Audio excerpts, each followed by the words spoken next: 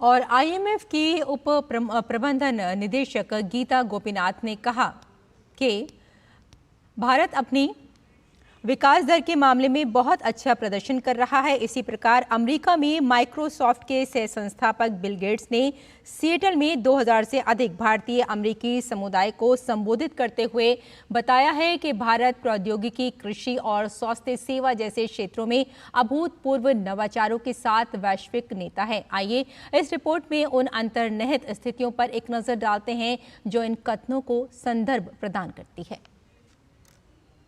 अगस्त 2024 की शुरुआत में भारतीय रिजर्व बैंक के नीति पैनल ने वित्त वर्ष 2025 के लिए 7.2% की वृद्धि का पूर्वानुमान बरकरार रखा। एमपीसी ने जून 2024 की अपनी बैठक के दौरान भी वित्त वर्ष 2025 में भारत की जीडीपी के 7.2% की दर से बढ़ने का अनुमान लगाया था। भारत वित्तीय वर्ष की हर तिमाही में 7 से अधिक की स्थिर जीडीपी विकास दर दर्ज कर रहा है। पिछले साल वित्त वर्ष 2024 में भारतीय अर्थव्यवस्था 8.2% की दर से आगे बढ़ी थी। इस वर्ष का केंद्रीय बजट उस वृद्धि के लिए सही दिशा प्रदान कर रहा है। The theme is on women-led development, on providing skilling and jobs for youth, and presenting an overall healthy fiscal consolidation position where we are moving from a $3 trillion economy to a $5 trillion economy, from the 10th to the 5th, and we are moving, according to the IMF, to the third largest economy in the world by 2027. आइए कुछ प्रमुख आंकड़ों पर नजर डालते हैं। विदेशी मुद्रा भंडार $290 बिलियन से बढ़कर $645 बिलियन से अधिक हो गया है। इसी तरह भारत की स्वतंत्रता के पिछले 78 वर्षों में कुल $1 ट्रिलियन अमेरिकी डॉलर के एफडीआई में से $600 बिलियन अमेरिकी डॉलर का एफडीआई पिछले 8 वर्षों में ही आया है।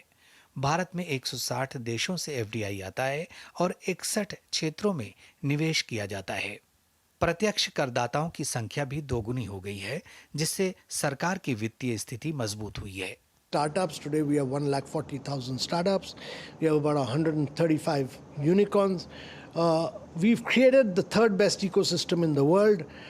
The startup ecosystem would get a huge impetus from the abolition of the angel tax, which has now been done. पिछले 10 वर्षों में मोदी सरकार ने आर्थिक विकास की आवश्यकताओं और वंचित वर्गों के कल्याण को बढ़ावा देने की आवश्यकताओं के बीच संतुलन को सफलतापूर्वक बनाए रखा है।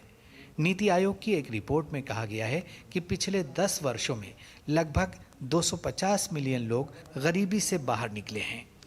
भारत की विकास गाथा में आशावाद को दर्शाते हुए भारत की क्षमता के प्रति काफी संवेदनशील रहा बॉम्बे शेयर बाजार कोविड-19 के दौरान लगभग 25,000 के निचले स्तर से बढ़कर अब 80,000 से अधिक हो गया है। Bureau report, DD news.